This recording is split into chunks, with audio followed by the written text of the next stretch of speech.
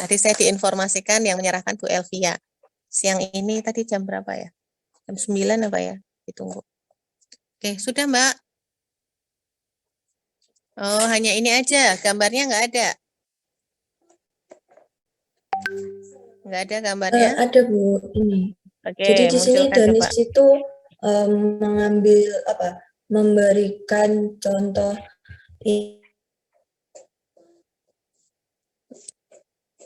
pengambilan data yang awalnya datanya hanya satu, nanti kalau ada data satu sama banyak itu gabunginnya gimana. Terus nanti kalau ada data banyak sama data banyak opsional itu gabunginnya gimana gitu Bu Danis bisanya.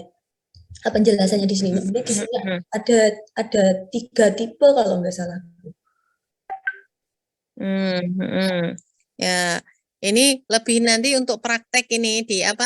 Hampir mirip yang digambarkan ini ketika nanti implementasi dengan akses. Iya. Nah, ini akses kurang lebih kayak gini nanti. Seperti nanti ada gambarnya kayak gitu itu. Nanti udah otomatis ada garis-garisnya kayak gitu. Nah, ini di siapa kelompoknya Mbak, di kelompok 5 ini tadi sebenarnya sudah ada nih gambarnya. Jadi ya simbol-simbolnya tadi sudah ada. Ini aduh. Ini kalau saya perbesar bisa nggak ini ya? Bentar. Saya perbesar di jendela garis. Aduh. Memang agak ribet ya. Kalau kemarin itu langsung bikin contohnya nih, Mbak dan Mas. Dibikin di kertas apa itu, sing gede, kertas apa kayak?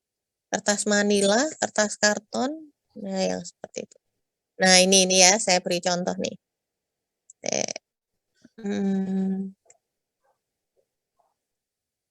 Ini kelihatan nggak? Kelihatan Mbak Mas? Kelihatan Bu. Lihat ya. Nah, ini contoh flowchart kayak gini nih. Nah, ini adalah flowchart pembelian tunai di suatu perusahaan. Nah, ini membuat seperti ini. Ini hanya untuk yang pembelian tunainya nih. Nah, ini kan. Nah, ini adalah simbol atau notasi-notasi yang ada atau yang bisa digunakan di flowchart. Ada bentuknya seperti ini ya. Jadi bentuk ini apa istilahnya? Bentuknya kayak kapsul itu. Kan ada namanya ya, ada namanya. Ini biasanya digunakan untuk start dan finish. Nah, finishnya pakainya ini. Ini untuk start. Ini hanya untuk start. Biar caranya gede gede. Nah, ini jadi ada alur prosesnya. Ini dimulai dari supplier, kemudian nanti bukti transaksi itu berakhir di bagian apa namanya?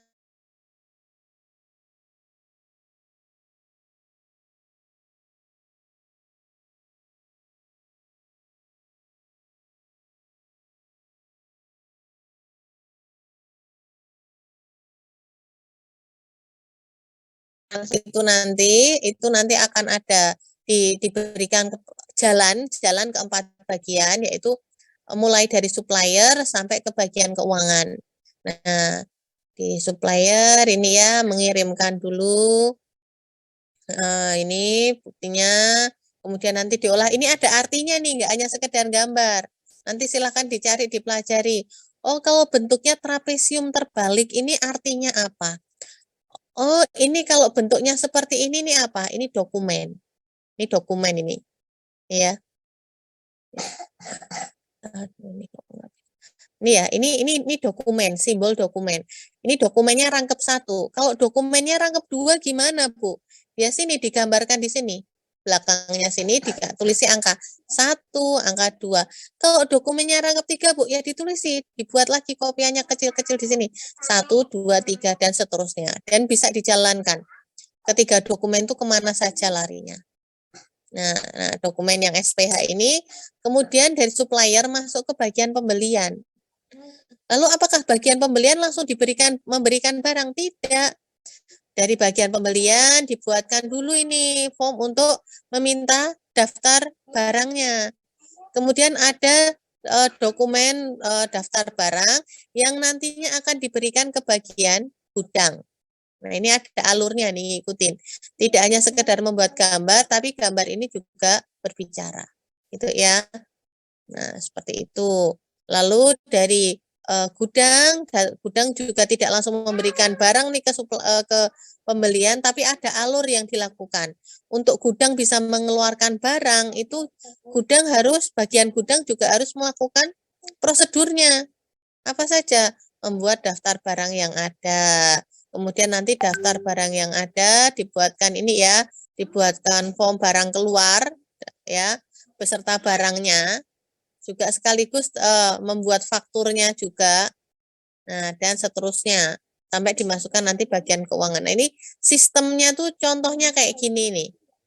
Sistem pembelian barang tunai itu kayak gini nih. Nih, subsistem pembelian barang tunai. Ini adalah bagian sistem yang ada di perusahaan dagang. Nah, seperti ini ya. Nah, contohnya kayak gini. Baca gini paham nggak? Bingung?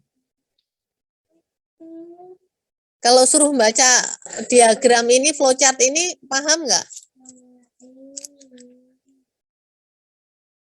Agak bingung, Bu. Bingung juga. Oke, ini dulu deh.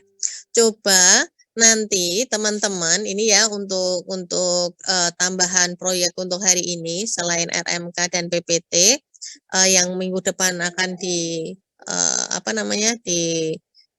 sesuai materi itu ya sistem pengendalian internal. Nah, ini nanti masing-masing kelompok kan sudah dibagi nih perusahaannya. Anda tentukan ada berapa bagian sih yang ada di perusahaan itu. Kemudian tolong nanti Anda coba membuat dulu, kelompok Anda coba membuat dulu flowchart-nya. Ya, minggu depan nanti kita bahas ya.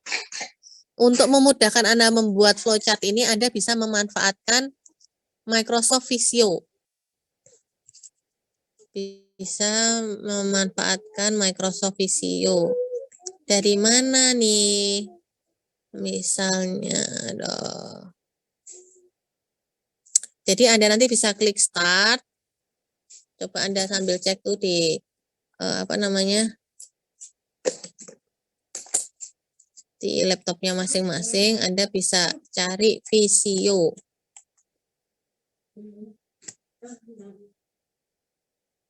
Visio. Ini.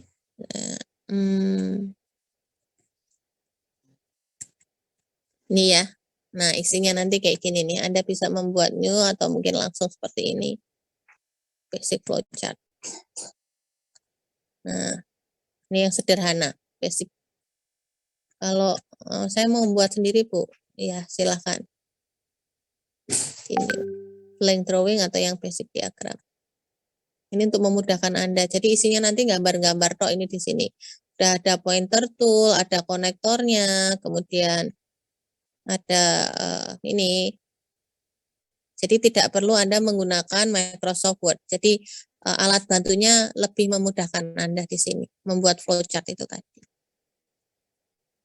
Coba ya, dicoba dulu membuat flowchart-nya ya. Minggu depan nanti akan kita bahas. Oke, kita jelaskan lagi.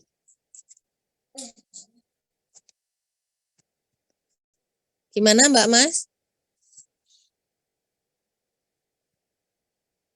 Sampai di sini ada yang ingin ditanyakan?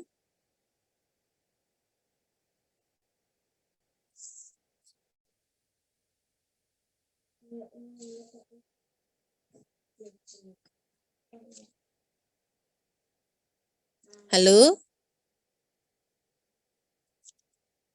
Halo, suara saya bisa terdengar nggak? Nggih, Bu. Ya, Bu. Oke, gitu ya. Oke. Jadi itu tugas untuk hari ini. Nanti minggu depan kita belajar tentang itu. Anda buat contohnya yang data flow diagram. Jadi untuk nanti membedakan tidak hanya sekedar teori, data flow diagram, flowchart, dan bisnis processing diagram. Diagram proses bisnis. Silahkan Anda nanti membuat itu kelompok, Anda telaah, Anda pelajari, Anda cari datanya, tidak hanya sekedar gambar kan ya, tapi Anda juga harus paham. Nanti minggu depan kita kupas di sini, ya, kita kupas, kita telaah.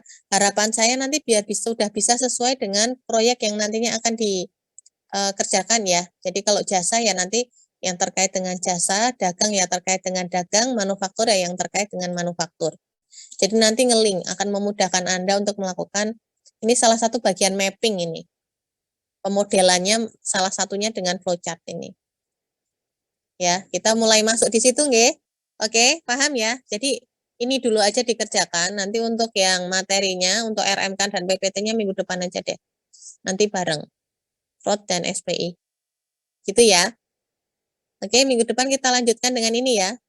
Sistem dokumentasinya ini ya. Gambarannya. Oke. Oke, insya Allah itu aja yang bisa saya sampaikan siang ini. Minggu depan insya Allah kita ulas kembali. Mudah-mudahan nggak tambah bingung, tapi bisa mengurai kebingungan Anda hari ini tentang apa itu sistem dokumentasi, karena itu bagian yang urgensi, karena bagian dari pemodelannya, modelingnya dari sini, perancangannya dari situ, yang nantinya akan Anda implementasikan di proyek Anda, diakses. Itu dulu nanti dibuat, itu nanti ya, oke. Minggu depan kita bahas itu, kita pelajari, nanti masing-masing dari Anda harapan saya sudah bisa sesuai, nanti kita koreksi. Ya, itu aja. Masih ada pertanyaan sampai sini? Ampun nggih. Nah, nanti kalau masih ada di ini aja di WA aja. Jadi nanti di Google Classroom saya juga akan berubah yang saya belum ini ya, belum saya. Jadi nanti di Google Classroom-nya untuk minggu depan saya akan masukkan yang untuk sistem dokumentasinya. Contoh sistem dokumentasi ya. Itu nanti yang Anda kumpulkan di situ. Minggu depan masing-masing perwakilan akan memaparkan ya, memberikan penjelasan dari yang sudah Anda kerjakan masing-masing sesuai dengan entitas usahanya. Yaitu RMK dan PPT yang fraud dan SPI-nya ditunda minggu depan. Ya nanti fokus di sini dulu nggih. Oke, itu aja. Atas kurang dan lebihnya saya mohon maaf. Mudah-mudahan apa yang kita pelajari hari ini bisa memberikan manfaat untuk teman-teman semuanya. Terima kasih banyak untuk hari ini. Jangan pusing di awal nggih, Mas dan Mbak. Kepusingan itu silahkan diuraikan dengan Anda membuka lagi buku-bukunya, mengeksplor, mengamati, dan dituangkan dalam sistem dokumentasinya itu tadi, DFD, flowchart, dan diagram proses bisnis. Minggu depan kita bahas lebih lanjut. Terima kasih banyak. Sampai berjumpa minggu depan. Assalamualaikum warahmatullahi wabarakatuh. Waalaikumsalam warahmatullahi wabarakatuh. Oke, saya akhiri pertama, nggih.